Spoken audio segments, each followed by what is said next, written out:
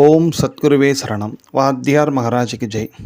குருவர்களால் கால ரகசிய பதிவேட்டில் பார்க்கக்கூடிய விஷயமானது பார்த்துட்டிங்கன்னா, தர்மராஜா தசமி அப்படின்ற ஒரு விசேஷமான பண்டிகை அது.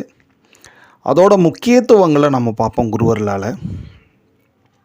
இதோட விளக்கங்கள் நிறைய இந்த அகஸ்திய விஜயம் புத்தகத்தில் இருக்கும். ப்ளஸ் நரிக்குடி சம்மந்தப்பட்ட புத்தகங்கள், அகஸ்திய விஜயம் சார்ந்த புத்தகங்கள், அதெல்லாம் குட்டி குட்டியாக இருக்கும். ஆனால் நிறைய விஷயங்கள் இருக்கும் அதில் நிறைய இருக்கும். நம்ம இப்போது என்ன பார்க்க போகிறோம் அப்படி பார்த்துட்டிங்கன்னா, நம்ம பொதுவாகவே எந்த ஒரு பண்டிகை எந்த ஒரு விசேஷமும் அது அந்த ஆண்டு அந்த மாதத்தில் வரக்கூடிய சில கூடுதல் கால அம்சங்கள் என்ன அதை மட்டும் பார்த்துக்குறோம். அதன்படி நீங்கள் பார்த்துட்டிங்கன்னா, இந்த குரோதி ஆண்டோட பங்குனி மாதம் வளர்பிறை தசமி ஆனது திங்கட்கிழமை அன்று வருவது நமக்கு ஒரு பெரிய விஷயம். கூடுதலாக அன்றைக்கி திருநக்ஷத்திரம் ஆயில்யம், பூசம் முடிஞ்சு ஆயில்யம் காலையில் ஒரு 6:30-7 மணி வரைக்கும் பூசம் இருக்கும். அதுக்கப்புறம் ஆயில்யம் திருநக்ஷத்திரம் வந்துடும். ஸோ இதோட மகத்துவம் என்ன அப்படி பார்த்துட்டிங்கன்னா, பொதுவாகவே தர்மராஜா அப்படின்ட்டு சொல்லக்கூடிய ஒரு யம தர்மராஜா. யமன் அப்படின்னாலே பயம் அப்படின்ற ஒரு விஷயத்த நாம் எல்லாருமே விட்டுடணும். காரணம், ஒரு மிகப்பெரிய கருணாமூர்த்தி அப்படின்ற ஒரு விஷயத்தை தான் வாத்தியார் குறிப்பிட்டு சொல்கிறார். யம தர்மராஜா, யமன்றாலே உயிரை எடுத்துகிட்டு போயிடுவார் அப்படின்ட்டு நாம் நினச்சிட்டு இருக்கோம். பட் அப்படி கிடையாது. சுவாமி கிட்ட ஒரு விசேஷமான சில சக்திகள்லாம் உண்டு. அதாவது நம்மளோட ஆயுள் முடிய வேண்டிய தருவாய் இருப்பினும் அவரோட அனுக்கிரக ஆசி இருப்பின் அந்த ஆயுள் நல்ல முறையில் நீடிக்கும். அப்படி ஒரு வரத்தை தரக்கூடிய ஒரு விசேஷமான சக்தி உடையவர் தான் தர்மராஜா. அதனால தான் நீங்கள் பாருங்க, நம்ம இந்த சாவித்ரி தேவி, நசிகேதன் இவங்களுக்கெல்லாம் அவர் சுவாமி தானே அனுகிரகம் பண்ணியிருக்காரு. அவங்களோட இதுவெலாம் ஆயிலெலாம் முடிஞ்சால் கூட அதை எக்ஸ்டெண்ட் பண்ணி கொடுத்துருக்காரு இல்லையா? அது மாதிரி அவரோட வழிபாடு ரொம்ப முக்கியம். தர்மராஜான்னா நம்ம யமன் அப்படின்னாலே பயப்படக்கூடாது. யம தர்மராஜா, ஏன்னா ஒரு மிகப்பெரிய அறக்கடவுள். அறக்கடவுள் மீன்ஸ் தர்மத்தை வழி நடத்தக்கூடிய ஒரு விசேஷமான மூர்த்தி அவர். தர்ம வழியிலேயே நடக்கக்கூடிய ஒரு அற்புதமான மூர்த்தி அவர். அதனால தான் நம்ம இப்போ தர்மராஜாவை எங்கே தேடி போகிறது? நரிக்குடி, அப்புறம் யமனேஸ்வரம் இங்கெல்லாம் போக முடியாது அப்படி யோசிக்கிறீங்கன்னா, கண்டிப்பாக நம்ம ஊர்லேயே திரௌபதி அம்மன் கோயிலுன்ட்டு இருக்கோம். அந்த திரௌபதி அம்மன் கோயிலில் அந்த பஞ்சபாண்டவர்கள் இருப்பாங்க. அதில் தர்மராஜா இருப்பார். அந்த தர்மராஜா தான் யம தர்மராஜாவோட அவதாரமாக விளங்கக்கூடியவர். அதனால் நீங்கள் அங்கே போய் அவரை தரிசனம் பண்ணுறதுக்கு வாய்ப்பு கிடச்சிதுன்னா, நியர்பை திரௌபதி அம்மன் கோயில் எங்கே இருந்தாலும் அங்கே யம தர்மராஜாவாக அந்த பஞ்சபாண்டவர்களை தர்மர் இருப்பார். அவரை போய் தரிசனம் பண்ணுறதும் அதிமகா விசேஷந்தான். ப்ளஸ் யம தர்மராஜா எங்கெல்லாம் வழிபாடு பண்ணியிருக்காருன்னா, சென்னையில் நியர்பை வேளச்சேரி அந்த மாதிரி நிறைய இடங்கள் இருக்கும் உங்கள் ஊர் பக்கத்தில். அங்கெல்லாம் கூட நீங்கள் போய் அந்த சுவாமியை இந்த நாளில் வழிபாடு பண்ணுறது, தரிசனம் பண்ணுறது, குறிப்பாக நிறைய தீபங்கள் ஏற்றி வச்சு வழிபாடு பண்ணுறது, இதெல்லாம் ரொம்ப ஒரு பெரிய அனுகிரகம் தரும். எதுவுமே முடியாதுங்க, நாங்கள் ஒரு ரிமோட்டு பிளேஸில் இருக்கோம், ரொம்ப சிரமம், இல்லை வயோதிகமாக இருக்குது அப்படின்றவங்க தெற்கு திக்கை நோக்கி யம வந்தனம் அப்படின்ட்டு ஒன்று உண்டு. யமாய தர்மராஜாய அப்படின்ட்டு ஆரம்பிக்கும். அதை சொல்கிறது, அந்த யம வந்தனம் சொல்கிறது, தெற்கு திக்கை நோக்கி சொல்கிறது, குறிப்பாக தர்மராஜ தசமி அன்று சொல்வது மிகவும் விசேஷமான பலன்களை நிச்சயமாக தரும். இதில் குறிப்பாக நித்தியப்படியே குழந்தைங்கள்லேருந்து எல்லா சின்ன பசங்கள்லேருந்து எல்லாருக்குமே இந்த தர்மராஜாவோட யமவந்தனத்தை நிச்சயமாக சொல்லி கொடுக்கணும்.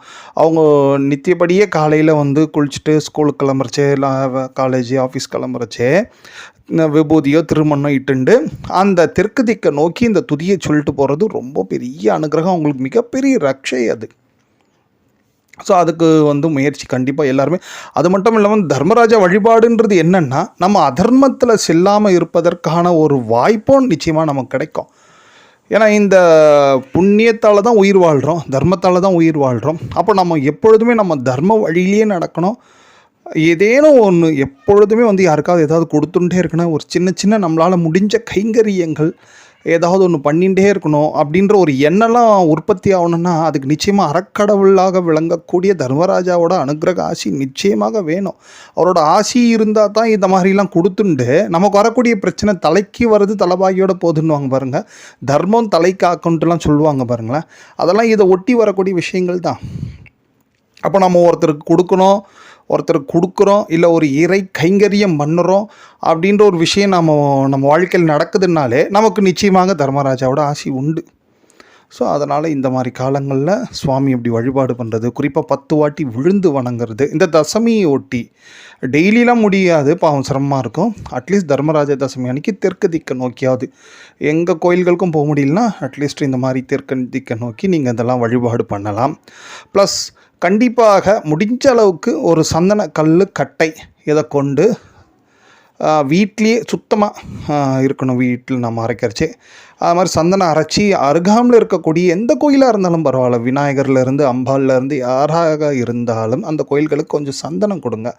கொஞ்சம் வசதி வாய்ப்பு இருக்கிறவங்க ஒரு சின்னதாக சந்தன கல் கட்டையோட அந்த கோயிலுக்கு வந்து கொடுங்க.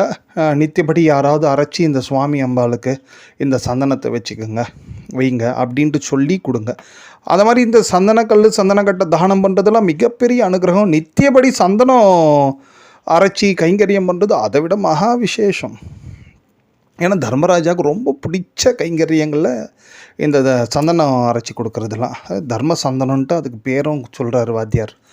ஸோ அதனால் இந்த மாதிரியான கைங்கரியங்கள் வேலைகள் எல்லாம் பண்ணுறது தர்மராஜாவோட பரிபூர்ண கிருபா கடாட்சம் நிச்சயமாக உண்டு. கூடுதலாக பார்த்துட்டிங்கன்னா இந்த தர்மராஜ தசமி வந்திருக்கக்கூடிய வேலை பார்த்துட்டிங்கன்னா மனோகாரகனுக்குரிய திங்கட்கிழமை ப்ளஸ் ஆயில்யம் சந்திர பகவான் அங்கேயே ஆட்சியாக இருக்கக்கூடிய ஒரு விசேஷமான காலம் இது. பொதுவாகவே யமகண்ட நேரம்ன்ட்டு ஒரு நேரம் ஒன்று வரும். அதை நம்ம என்ன நினைக்கிறோன்னா அந்த நேரத்தில் எதையுமே பண்ணக்கூடாது, கண்டிப்பாக பண்ணக்கூடாது. பட் ஆனால் வேறு என்ன தான் பண்ணுறது அந்த நேரத்தில்? இப்போ ராகு காலத்துலேயும் எதுவும் பண்ணக்கூடாது. பட் ஆனால் அந்த காலத்தில் துர்கை பூஜை விசேஷம், யமகண்ட நேரம்னா ஒரு சிலர் விநாயக பூஜை அப்படி சொல்லுவாங்க, கேது பகவானுக்குரியதாகவும் சொல்லுவாங்க. பட் ஆனால் வாத்தியார் இங்கே என்ன சொல்கிறாருன்னா, இந்த யமகண்ட நேரத்தில் தான் நம்மளோட மனசாட்சி நம்மக்கிட்ட பேசக்கூடிய ஒரு டைம் அது.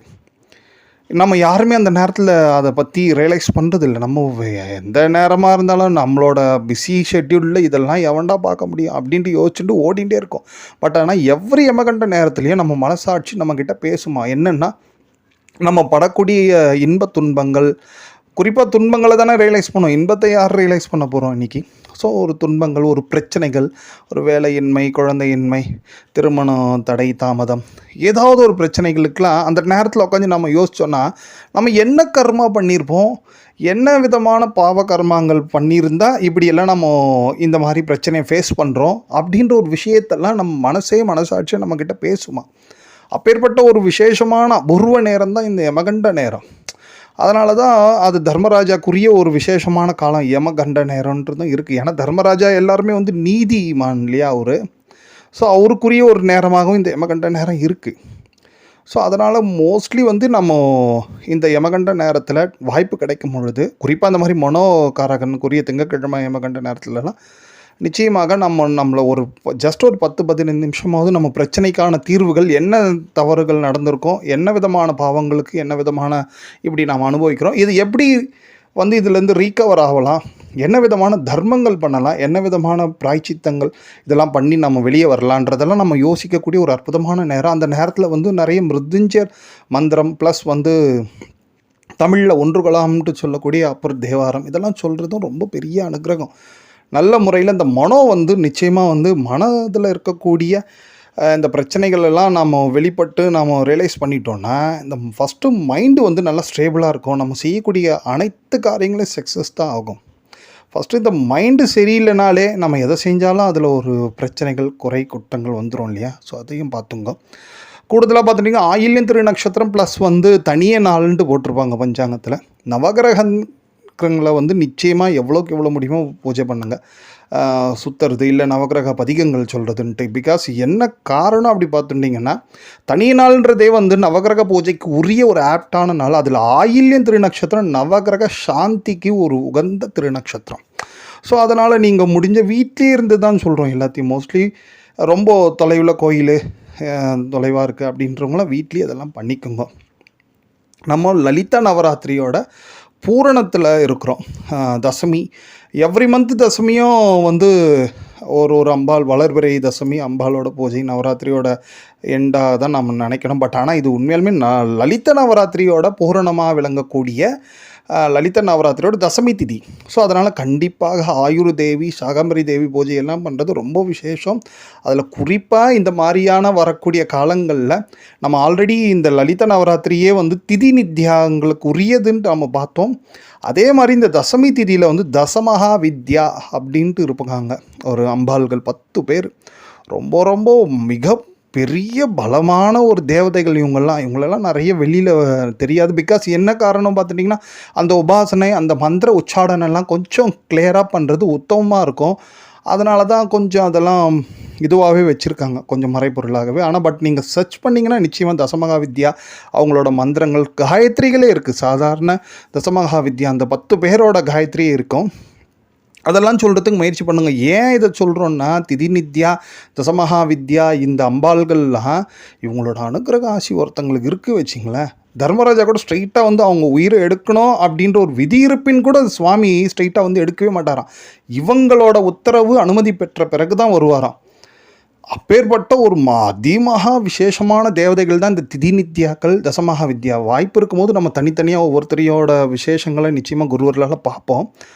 ஸோ இப்போதைக்கு இவங்களெல்லாம் நீங்கள் மனசில் வச்சுட்டு இந்த நாளோட மேன்மையை கருதி நிச்சயமாக இந்த பூஜையெல்லாம் பண்ணி நிறைய முடிஞ்ச அளவுக்கு தர்மங்கள் வந்து பண்ணுவதற்கும், தர்மங்கள் பண்ண போகிறேன் என்ற சங்கல்பம் பண்ணுவதற்கும் ஒரு உத்தமமான நாளாக இந்த தர்மராஜ தசமி விளங்குது.